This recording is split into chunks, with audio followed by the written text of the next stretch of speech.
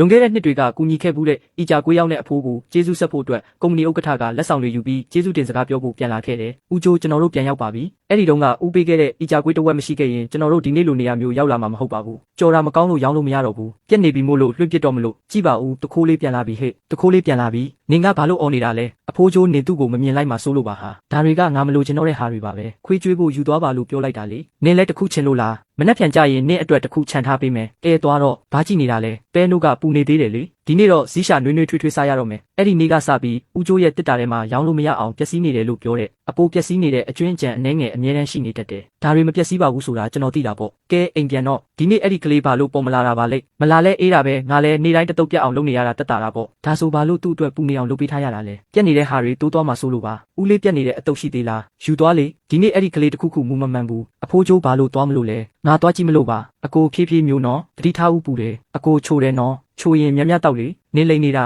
ာနေပါဆက်မှာစီပေးမနေဘူးအေးပါငါစားပါမယ်ဘာဖြစ်လို့လဲယူလာတဲ့အစားတောက်ကိုသူတကိုင်းမှတော့မစားခဲ့ဘူးအဲ့ဒီအခန်းထဲမှာတခြားကလေးတွေရှိသေးတယ်ပေါ်ငယ်တဲ့ညီမလေးတယောက်ပါရှိသေးတယ်ဖျားပြီးအိပ်ရတဲ့လဲနေတာတုတ်ချောင်းလေးလိုပိန်ကက်နေတာပဲမနှက်ဖြန်မနှက်ကြက်ဥနှလုံးပိုးပြုတ်ပြီးစံပြုတ်ကိုပိုးပစ်အောင်ပြုတ်လိုက်ပြီးတော့သူ့ကိုအမြဲတမ်းအစားတောက်လာကောက်ခိုင်းလို့မဖြစ်ဘူးလေငါတို့သူတို့ကိုပတ်စံအနှဲငယ်ပေးလို့ရတာပဲအဲ့ဒီကလေးကမာနာတိတ်ကြီးတာငါတို့ပေးကန်းစွန့်ကျဲတာကိုခံယူနေရတယ်လို့သူ့ကိုမခံစားရစေချင်ဘူးငါတခြားနည်းစဉ်းစားလိုက်မယ်ကုံသွားပြီကလေးလေးဒီကိုလာပါဦးစပွဲတုပ်ဖို့လူတယောက်လိုနေလို့ပါကျွန်တော်လားတရက်ကိုငါးပြားနဲ့ပူပူနွေးနွေးမနှက်စာနှစ်လုံးမလားဇီးရှာအတွက်တနက်ယူသွားလို့ရမလားမနှက်စာနှစ်ပေးတာလေတနက်ကမူလကလေးကသူ့လေးအတွက်ပါပြီးသားပါကျွန်တော်လုပ်ပါမယ်ဦးလေးကျွန်တော်ဘာမဆိုလုပ်နိုင်ပါတယ်အလကားယူရတာအားနာလို့မဟုတ်လားဒါဆိုရင်တော့အလုပ်လုပ်လိုက်ပေါ့ကိုမနှက်စာအတွက်အလုပ်လုပ်တာတရားမျှတတာပေါ့ဒါကမင်းရဲ့လောက်ခဒါကတော့မနှက်စာပဲမင်းကိုယ်တိုင်လုပ်ထားတာမို့မင်းနဲ့ထိုက်တန်တာပေါ့ဦးလေးမနှက်ပြန်ကျွန်တော်ပြန်လာခဲ့ပါမယ်သမီးရဲ့သပင်တွေရှုပ်ပွားနေတာပဲဒီကိုလားအန်တီဖြည်းဖြည်းချင်းဖြီးပေးမယ်နော်အကိုမကြောက်နဲ့နော်အန်တီကညင်တာပါတယ်ဟာဖြည်းဖြည်းချင်းပဲလုပ်ပေးပါမယ်သပင်နာရင်ပြောနော်အန်တီဒီဆန်ပြုတ်တောက်လို့ရမလားဒါကအိုးတောက်ချီမှာကြံခဲ့တာပါပဲဘာပဲပြောနှမျောစရာပြစ်လိုက်ရတော့မှာပါအန်တီကိုကူညီပြီးနှမျောစရာမဖြစ်အောင်အကုန်တောက်လိုက်ပါကျောင်းကထပ်တောင်းနေပြီမင်းတို့ကျောင်းလာခမပေးနိုင်သေးရင်မောင်နှမနှစ်ယောက်စလုံးကျောင်းဆက်တက်လို့ရတော့မှာမဟုတ်ဘူးဆရာမရဲ့ဇီးရှာကိုပဲကျောင်းတက်ခွင့်ပေးလိုက်ပါ9နှစ်အရွယ်ကလေးတစ်ယောက်ကျောင်းမတက်ရဘူးဟုတ်လားမင်းဘာလို့မလို့လဲကျွန်တော်အလုပ်လုပ်လို့ရပါတယ်ဘာအလုပ်လုပ်မှာလဲငါလို CO ကြီးကိုစောင့်ပြီးတစ်သက်လုံးဒီလန်တလန်ထဲကိုပဲကြည့်နေမှာလားဒါကငါတို့ CO ပြင်ဖို့တဖြည်းဖြည်းချင်းစုဆောင်းထားတဲ့ပတ်စံတွေပါပြက်နေတဲ့ CO ကိုပြင်လို့ရပေမဲ့ကလေးတွေရဲ့အနာဂတ်ကိုတော့နှောင့်နှေးလို့မရဘူးဦးလေးနဲ့အန်တီကျွန်တော်တို့တနေ့နေ့ကြရင်ဒီပတ်စံကိုဆက်ပါမယ်စကားတွေအများကြီးပြောမနေနဲ့တော့ပြန်ပြီးစာသွားတင်ချေစီခိုးတွေအများကြီးထိရင်အုံနောက်နှေးသွားလိမ့်မယ် CO နဲ့ဝေးနေပါဦးလေးပဲကျွန်တော်တို့ကိုဝေးမှာထိုင်ခိုင်းတာမဟုတ်ဘူးလားဟိုဘက်ကမိအိမ်ကလမ်းပိတ်နေလို့ပါငါရွှေ့ပေးပါမယ်ဦးလေးကျွန်တော်အတန်းထဲမှာပထမရခဲ့တယ်ဗျပထမဟုတ်လားတကယ်ကိုပထမပါပဲလားဟာဒါလေးကိုကြည့်ပါဦးငါတို့ရဲ့ဂျိုးလေးကပညာတတ်ကြီးဖြစ်တော့မှာပဲအန်တီဒါကအန်တီရဲ့တခုတည်းသောလက်ဝတ်ရတနာမဟုတ်ဘူးလားဒါကိုရောင်းမလို့လားနာကက်ကအစာကျွေးတာမှမဟုတ်တာကလေးရဲ့ဘေးကင်းမှုနဲ့လဲရတာတန်ပါတယ်ဟဲ့အရင်ဆုံးကျမ်းမာအောင်လုပ်ပါကြီးလာရင်တက္ကသိုလ်ဆက်တက်ရအောင်ပါလေဦးလေးကျွန်တော်စာဆက်မတင်တော့ဘူးကျွန်တော်အပြင်ထွက်ပြီးပတ်စံရှာတော့မယ်သမီးလည်းပတ်စံထွက်ရှာလို့ရတာပဲ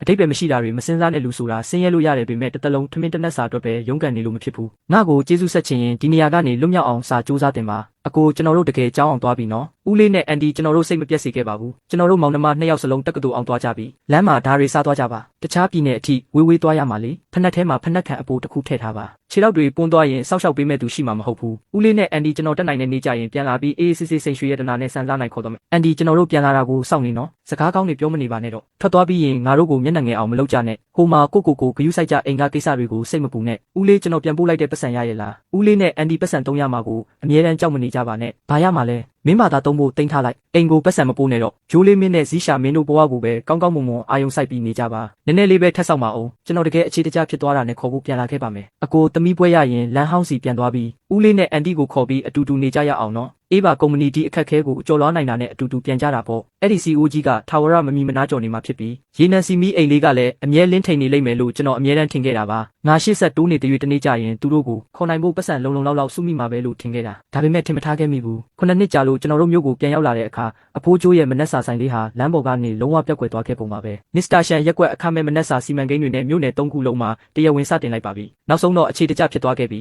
အကိုကျွန်တော်တို့အခုပြန်လို့ရပြီလားလမ်းဟောင်းစီပြန်ပြီးဦးကျိုးနဲ့အန်တီရှူလုံးကိုရှာပြီးအိမ်ကိုခေါ်ကြရအောင်ကျွန်တော်တို့ပြန်ကြမယ်ဖြည်းဖြည်းစားကြပါအိုးထဲမှာစံပြုတ်ပူလေးရှိသေးတယ်နော်ကျေးဇူးတင်ပါတယ်မမဒါရောက်ဖို့အဆင်မပြေပါဘူးအိုးတောက်ချီမှာကြံခဲ့တာလေးပါလွင့်ပြည့်ရင်နှမျောစရာမို့လို့ပူလေးတောက်လိုက်ကြပါဒါတွေကဘယ်တော့မှအကျွင်းကြံတွေမဟုတ်ခဲ့ပါဘူးဇီးရှာနင်းပို့လိုက်တဲ့ပတ်စံငါတို့ရပါတယ်စီကတ်မရှိပတ်စံတွေပို့မနေပါနဲ့တော့စာကိုကြိုးစားတင်ယူဖို့ကဘာထက်မဆိုအရေးကြီးပါတယ်အကိုအန်တီဒီနာကပ်ပန်ထားရင်တိတ်လှမှာပဲနော်တကယ်လှမှာပါ ဒီတစ်ချိန်တော့ကျွန်တော်တို့အန်တီအတွက်ဒါကိုတကယ်ပြန်ဝယ်ပေးကြမယ်ဒီနှစ်တွေအကုန်လုံးမှာနည်းနည်းလေးပဲထပ်ဆောင်ပါဦးလို့ပဲကျွန်တော်အမြဲပြောခဲ့တာကျောင်းလက်ခအတွက်စောင့်ပါအိမ်လက်ခအတွက်စောင့်ပါဆိုင်ဖွင့်နိုင်တဲ့အထိစောင့်ပါနောက်ပြီးကုမ္ပဏီအခြေတကျဖြစ်တဲ့အထိစောင့်ပါတဲ့အကိုဒီဘဝမှာကျွန်တော်တို့တကယ်မတက်နိုင်တဲ့တစ်ခုတည်းတော့အရာကတော့နောက်ထပ်နည်းနည်းလေးပဲထပ်ဆောင်ပါဦးဆိုတဲ့စကားပါပဲ